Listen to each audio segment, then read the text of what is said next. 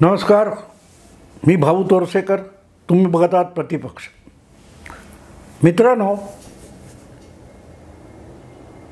ग्रामपंचायतीचे जे काय निकाल आलेत त्यानंतर महाराष्ट्रातल्या राजकारणात जे उधाण आलेलं होतं चर्चांना, ते उधाण धुरळाखाली बसावं तसं ते उधाण खाली बसलेलं आहे.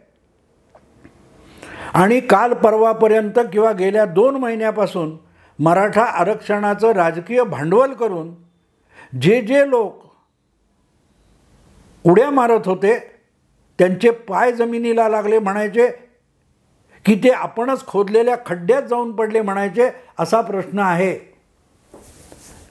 आणि मजा ही असते, मी वारंवार एक गोष्ट सांगतो की नेता त्याला म्हणतात जो कितीही प्रतिकूल परिस्थितीमध्ये आपल्या भूमिकेशी चिकटून राहतो, ज्याचा स्वतःवर विश्वास असतो, तेव्हाच लोक त्याच्यावर विश्वास ठेवतात. हे मी वारंवार माझ्या विश्लेषणातून सांगत असतो.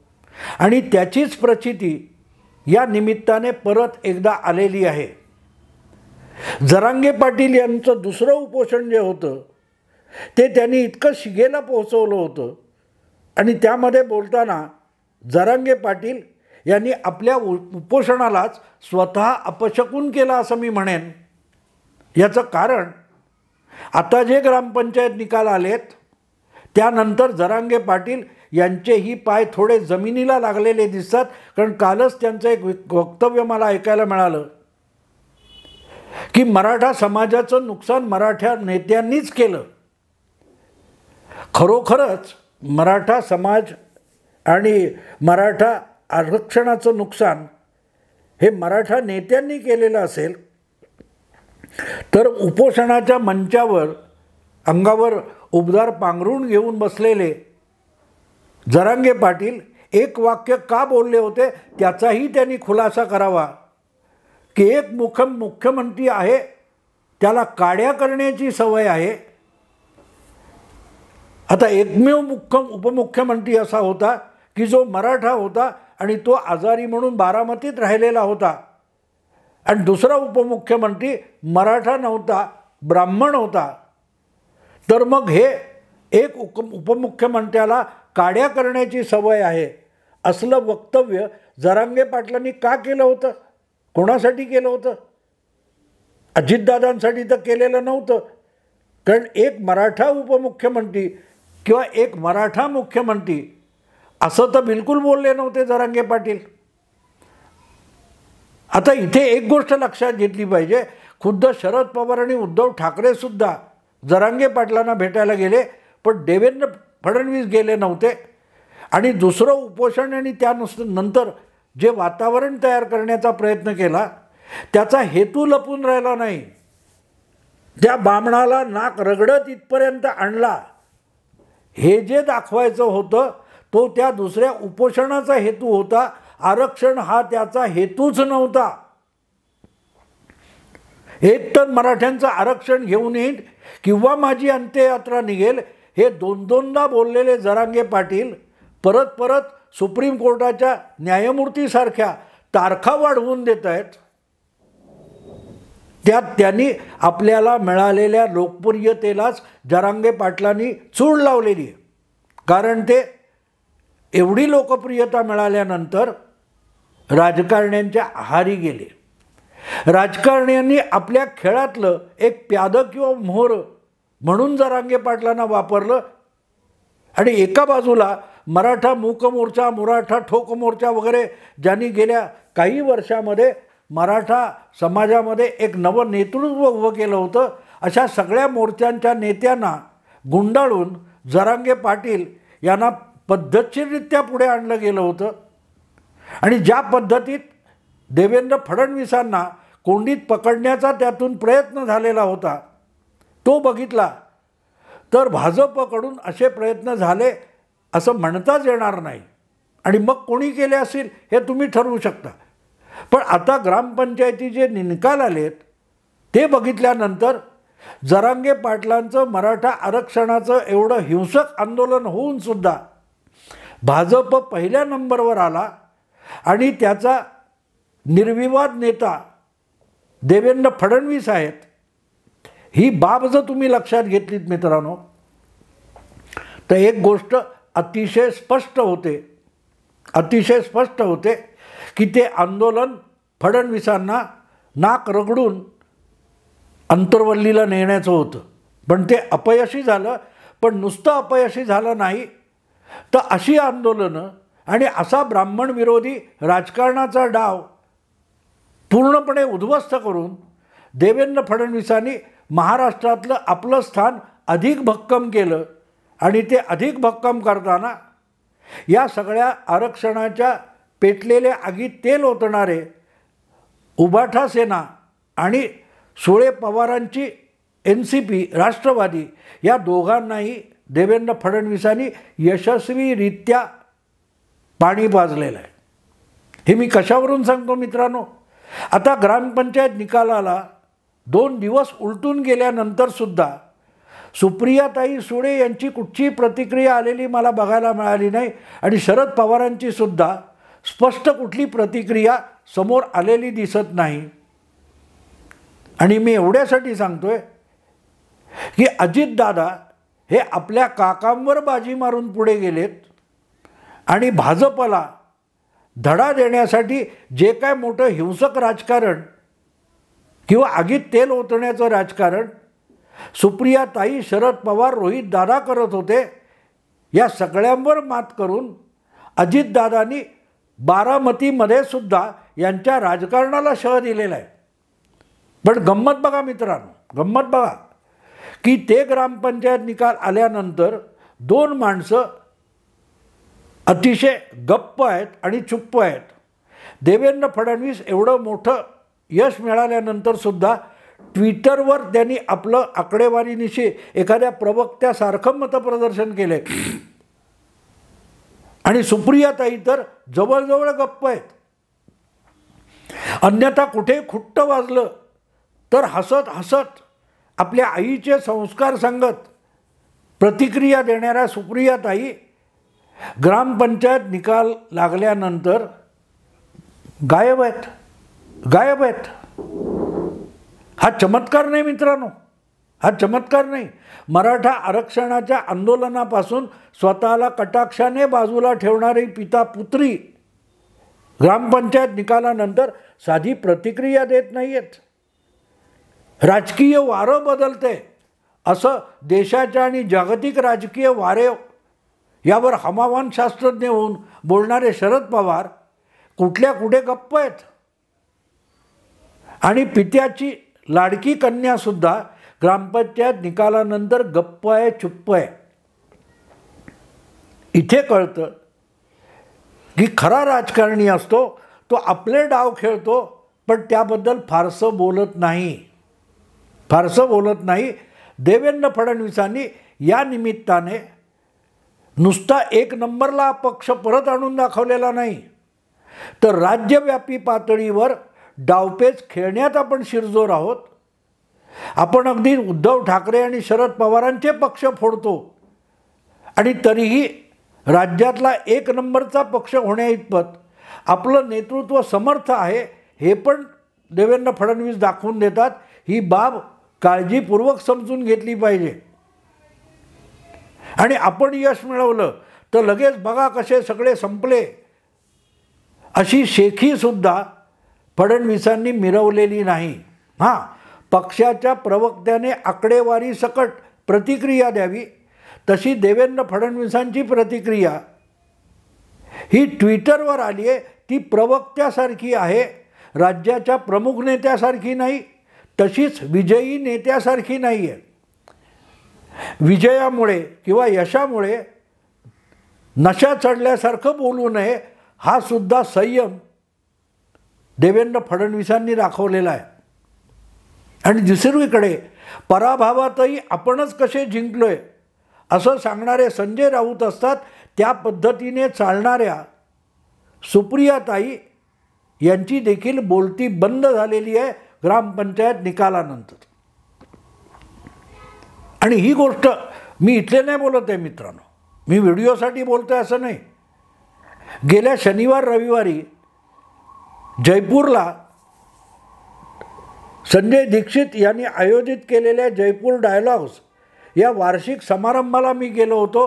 देशाच्या कानाकोपऱ्यातून लोक आलेले होते आणि जवळजवळ 50-60 आपापल्या विषयातले जाणकार तिथे आले होते. आणि तिथे अनेक लोकांनी मला मराठा आरक्षण, त्याचा महाराष्ट्राच्या राजकारणावर होणारा परिणाम याबद्दल बारीक बारीक बाजूंनी प्रश्न विचारले होते. त्या सगळ्यांना मी जे ठामपणे बोललो होतो त्याची प्रचिती या ग्रामपंचायत निकालामध्ये आली, हे लक्षात घ्या मित्रांनो, हे लक्षात घ्या. आणि म्हणून मला असं वाटतं की या सगळ्या ग्रामपंचायत निकालांनी महाराष्ट्राच्या राजकारणात कुठले वारे वाहत आहेत याची साक्ष दिलेली आहे, पुरावा दिलेला आहे की अजितदादांनी आपण खरा राष्ट्रवादी पक्ष आहोत हे मतदानातून सिद्ध करून दाखवलं आहे. पण त्याचबरोबर शरद पवार म्हणजे आपले काका यांचा राजकीय करिश्मा संपला आहे हे सुद्धा अजितदादांनी प्रत्यक्ष मतदानाच्या आकड्यातून सिद्ध केलेलं आहे. आणि म्हणून आमदार गेले असतील, जनता आमच्यासोबत आहे असं गेले 4 महिने सांगणाऱ्या सुप्रियाताईंची बोलती या निकालांनी बंद केलेली आहे.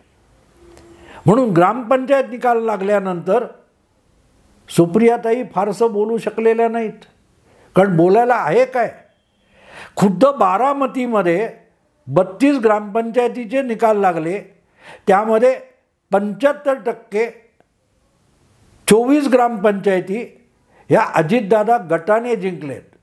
आणि लक्षात घ्या मित्रांनो, भाजप, एकनाथ शिंदे यांची शिवसेना आणि अजितदादा यांनी एकत्र येऊन या निवडणुका लढवलेल्या नव्हत्या. मैदानात उतरलेले काँग्रेस आणि भाजप वगळता फुटलेल्या पक्षांचे 2-2 गट असे 6 पक्ष किंवा 6 गट या ग्रामपंचायत निवडणुकीच्या शर्यतीत होते. आणि त्यामुळेच बारामतीमध्ये जो प्रभाव अजितदादांनी दाखवला आहे तो फार महत्त्वाचा आहे. आणि त्यामुळे सुप्रियाताईंची बोलती बंद झाली असं मी अजिबात म्हणत नाही, त्यांची बोबडी वळलेली आहे. कारण हा विषय ग्रामपंचायत आणि बारामतीपुरता असला तरी आणखी 6 महिन्यामध्ये लोकसभेची निवडणूक होणार आहेत. आणि ती लोकसभेची निवडणूक त्यासाठीचं मतदान करताना आपण कोणाच्या पाठीशी उभं राहणार आहोत हे बारामती तालुक्यातल्या मतदाराने, बारामती विधानसभा मतदार क्षेत्रातल्या मतदाराने स्पष्टपणे दाखवून दिले. आणि लक्षात ठेवा, अजितदादांच्या या ग्रामपंचायत विजयामध्ये भाजप आणि एकनाथ शिंदेंची शिवसेना यांचा बिलकुल सहभाग नाही आहे, बिलकुल सहभाग नाही आहे. आता विधानसभा किंवा लोकसभेला ते दोनही गट या लोकसभा विधानसभा मतदारसंघामध्ये ठामपणे अजितदादांच्या बरोबर उभे राहणार आहेत किंवा महायुतीच्या लोकसभा विधानसभा उमेदवाराच्या पाठीशी ठामपणे उभे राहणार आहेत. अर्थात अजितदादांना बारामतीतून विधानसभा जिंकणं अजिबात अवघड नाही आहे, पण विषय लोकसभा मतदारसंघाचा आहे.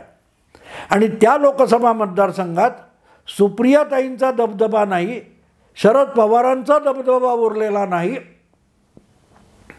हे खेड्यापाड्यातल्या मतदाराने दाखवून दिलेलं आहे. वर्षानुवर्ष बारामती म्हणजे शरद पवार हे जे गणित होतं ते या ग्रामपंचायत निवडणुकीत खेड्यातल्या मतदाराने पुसून दाखवलेलं आहे. बारामती म्हणजे अजितदादा हे दाखवून दिलेलं आहे. आणि अशा बारामतीमध्ये ज्या वेळेला देवेंद्र फडणवीस सुद्धा अजितदादांच्या बाजूने उभे राहतात किंवा आपली लोकप्रियता, आपलं वजन हे अजितदादांच्या पारड्यात टाकतात, तेव्हा लोकसभा मतदारसंघामध्ये कोणाचं पारडं हलकं झालं आहे याचा अंदाज तुम्हाला येऊ शकतो. आणि ते हलकं झालं आहे म्हणूनच सुप्रियाताई चुप्प आहेत.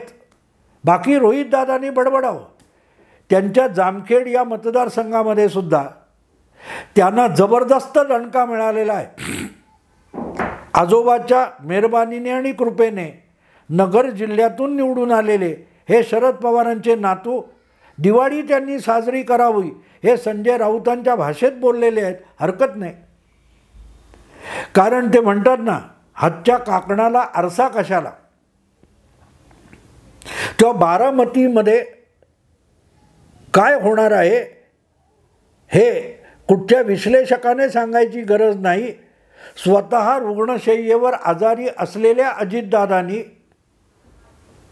प्रत्यक्ष ग्रामपंचायत निवडणूक काळामध्ये रुग्णशय्येवर पडले असतानाही जर 75% ग्रामपंचायती त्या तालुक्यामध्ये जिंकून दाखवल्या असतील तर सुप्रियाताई सावधान व्हा. आत्ता गप्प बसलाय तसंच लोकसभेचं मतदान होईपर्यंत गप्प बसा आणि सगळे प्रयत्न आणि सगळी ताकद हे बोलण्यात वाया घालवण्यापेक्षा हा गेलेला किंवा हातातून सुटलेला निसटलेला बारामतीतला मतदार आहे तो पुन्हा तुमच्या बाजूने कसा उभा राहील यासाठी प्रयत्न करा. कॅमेरा समोर आला की हसत हसत खोटं ओशाळवाणं हसत बोलणं विसरून जा. सुप्रियाताई, तुम्ही बोलला नाहीत कॅमेऱ्याशी तरीही चालेल, पण मतदारांशी बोला. जिथून तुम्ही लागोपाठ 2दा-3दा लोकसभेची निवडणूक जिंकलेली आहे त्या मतदारसंघातलं आपलं स्थान पुढल्या 8 महिन्यात 4 महिन्यात किती आणि कसं बळकट करता येईल त्याकडे लक्ष द्या. कारण तुम्ही 2 दिवसासाठी चुप्प बसलेले आहात, मौन धारण केलेलं आहे. पण एक गोष्ट महाराष्ट्राच्या राजकारणात सुप्रियाताई समजून घ्या, अकेला देवेंद्र म्हणजे काय हे गेल्या 1.5-2 वर्षात समोर आलेलं आहे. आणि तो देवेंद्रसुद्धा या ग्रामपंचायत निकालानंतर गप्प आहे. आणि बोलणारा देवेंद्र जितका राजकारणी असतो त्यापेक्षा मौन धारण करणारा गप्प बसणारा देवेंद्र अधिक घातक ठरतो. हा गेल्या 1.5 वर्षातला अनुभव आहे. तेव्हा अमेठीनंतर बारामती असं भाजपचे अनेक प्रवक्ते गेल्या 2 वर्षापासून का बोलत होते हे सुप्रियाताई आता तरी समजून घ्या. मग गप्प देवेंद्र म्हणजे काय हे लक्षात येईल. आणि चुप्प बसायची पाळी एवढे बारामतीतले निकाल लागून सुद्धा आपल्यावर का आली आहे याचा शोध सुप्रियाताईंना लागू शकेल. मला वाटतं ते त्यांनी करावं, कारण त्यांचं वय अजून 60च्या आसपास आहे. अजून कमीत कमी 15 वर्ष 20 वर्ष सुप्रियाताई राजकारणात ॲक्टिव्ह राहू शकतात. तर ते आपलं अस्तित्व टिकवून राजकारण कसं यशस्वी करायचं आणि पिताश्रींच्या कडेवर उतरून आपल्या पायावर उभं राहून राजकारण कसं करायचं याकडे सुप्रियाताईंनी लक्ष द्यावा. थकलेल्या पितासाठी लेक नारळाचं पाणी वगैरे असल्या कविता विसराव्यात आणि आपला दादा किंवा चुलत भाऊ हा काकांच्या कडेवरून उतरला आणि स्वयंभूरित्या उभं राहतोय तसं आपल्या पायावर उभं राहायला सुप्रियाताईंनी सुरुवात करावी. जितक्या लवकर त्या आपल्या पायावर उभ्या राहतील तेवढ्या आपल्या पायाने चालायला लागतील आणि चालणं शक्य झालं तर दौडणं शक्य होईल.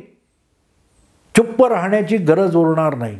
मित्रांनो, आता इथेच थांबतो. आवडलं लाईक करा, शेअर करा, सबस्क्राईब करा. नमस्कार.